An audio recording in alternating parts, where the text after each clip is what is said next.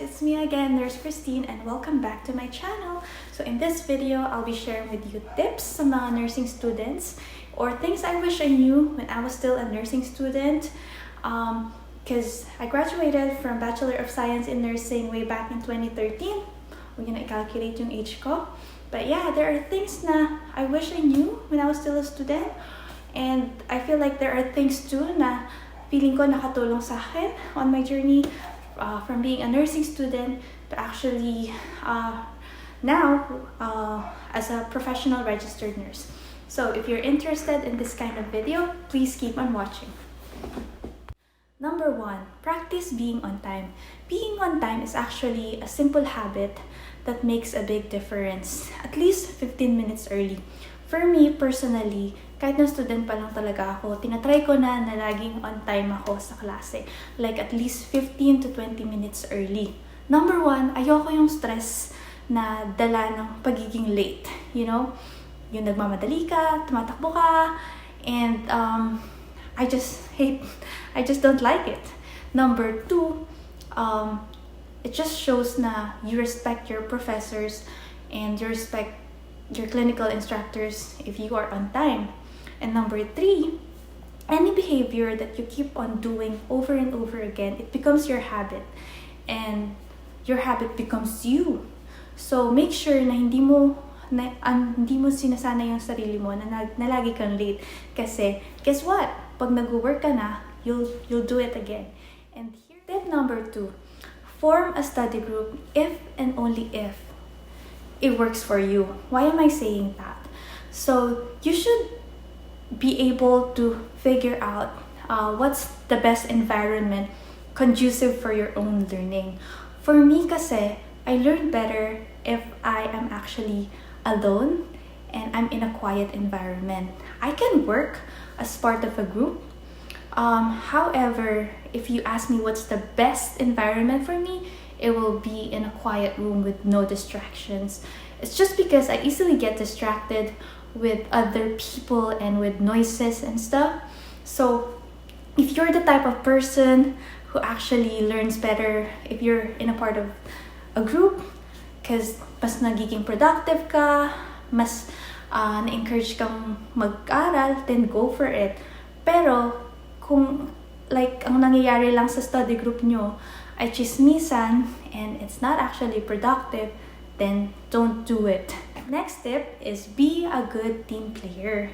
Maybe you're wondering because I mentioned a while ago that I'm not a big fan of study group, but I can work in a group if I have to, and I can be flexible. We all know that being a nurse, you are part of a healthcare team with the doctors, therapists, social worker, case managers, nursing assistants, and of course patients. And you cannot work alone. So kahit na student ka pa lang, make sure that you are a good team player. If you have a group case study, make sure you contribute.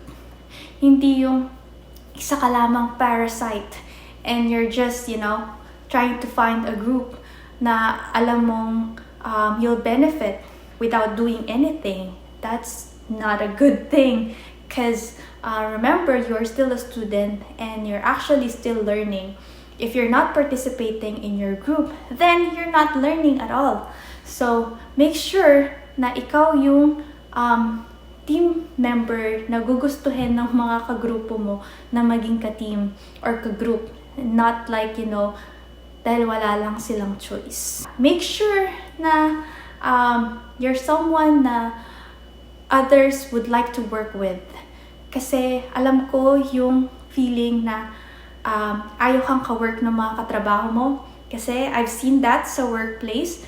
Yung mga, pag naririnig ko yung mga nursing assistant na nagreklamo like, si ano yung nurse ko, tamad nun eh. Like, and like they just don't like to help them because they don't like working with them.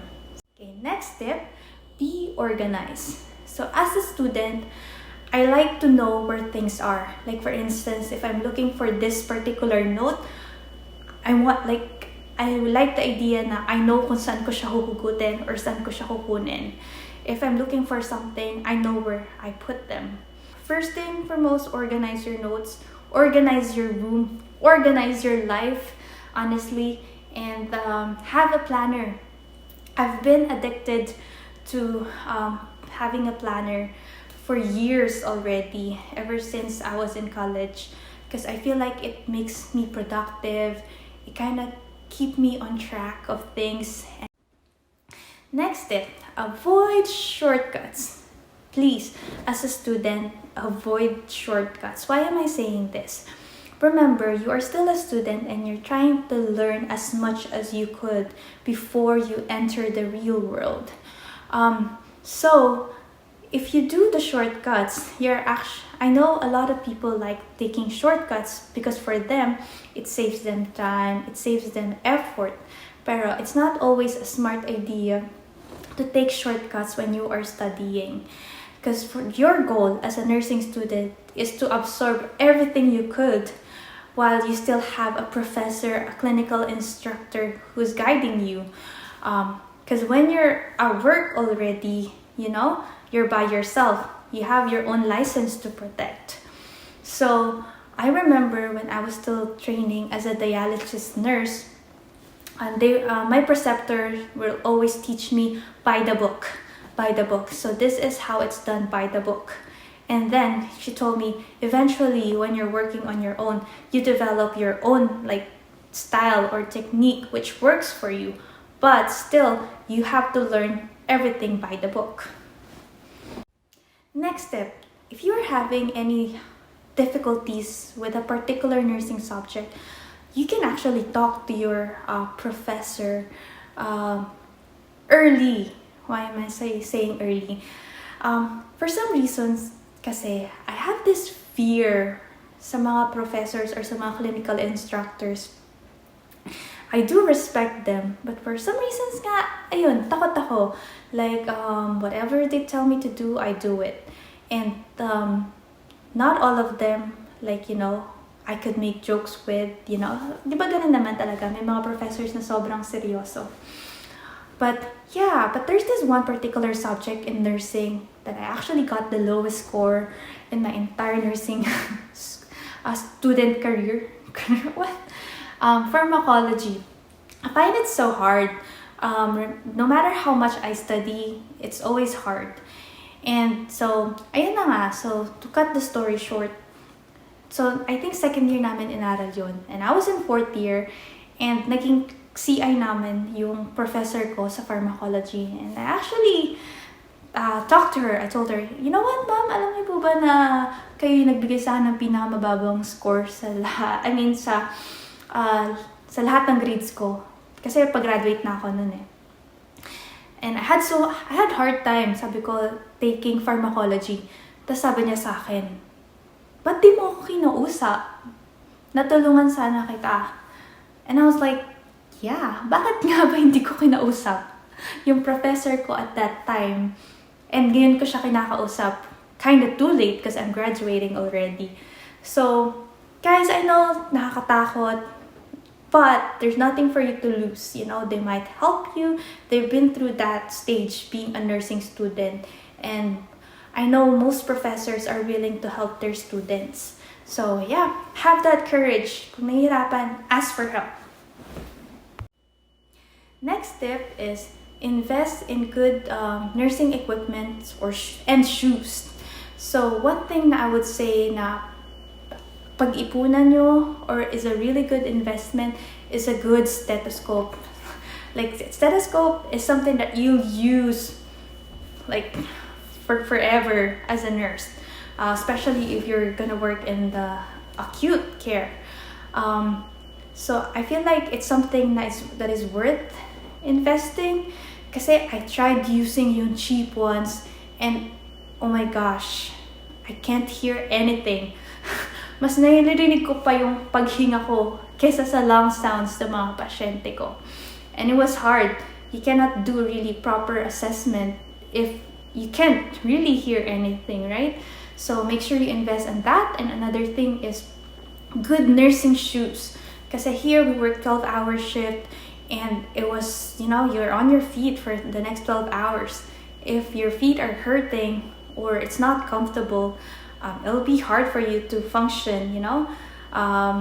So yeah, and I feel like even good nursing scrubs too, because you're gonna wear them for years. You don't have to go for the expensive ones, but those are the things that I feel like you should invest on. I'm not saying that you should buy the most expensive ones, just the good quality ones. Next tip is avoid cramming. It's better to study little by little every day rather than studying everything all at once. I know for Filipinos, we do have a bad habit. We call it like mañana habit, wherein we tend to procrastinate.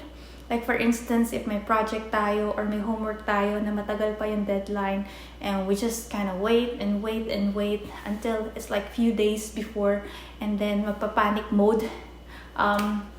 So for me, naging habit ko na talaga na, for instance, alam ko na may project, like even it's like couple of months, by the time na nalaman ko, I'll work on it already. Kasi nga, ayoko na nagka-cram. Kasi you'll never know what will happen. What if on that day, I mean on that the week prior that madami kayo naging exams, hindi mo pa tapos. So lahat yun magpa-pile up, and you'll ended up, you know, either missing the deadline or you'll just submit for the sake of submitting something, you know. So make sure na, yeah, practice not to cram, okay? Say no to procrastination. And my last tip is don't forget self-care, take breaks, find time to enjoy your nursing journey. I think isa kasi to sa hindi ko naman sinasabi na hindi ko nagawa. But I would say na during my 4 years of studying, my only break is like every time I go to church and I perform my duty. But most of the time, I'm just doing schoolwork. And once in a while, I'll go out with my friends, but that's rarely, probably once a year. But you know what? Your mental health, your emotional health is very important. You cannot function as a nurse if you're insane dahil sa lahat ng stress na nadulot ng schooling. Yeah, find time to enjoy it. Remember, once ka lang magiging nursing student. Make sure na i-enjoy nyo yung pagiging nursing student nyo. Make sure that you make friends with your classmates, because at the end of the day, kayo yung magdadamayan kapag nag-work na kayo. Kasi you will go through the same thing. Yung paghahanap ng trabaho, being a brand new nurse, you know, if you're gonna plan going abroad, those are the things that you will all go through. And kayo yung magdadamayan at magsasabihan ng pinagdadaanan. So make sure you establish that good relationship with your classmates and your professors as well. So guys, again, thanks for watching this video. I hope na nakatulong somehow. But yeah, if you have any questions, suggestions, please let me know. Once again, thanks for watching this video. Bye-bye!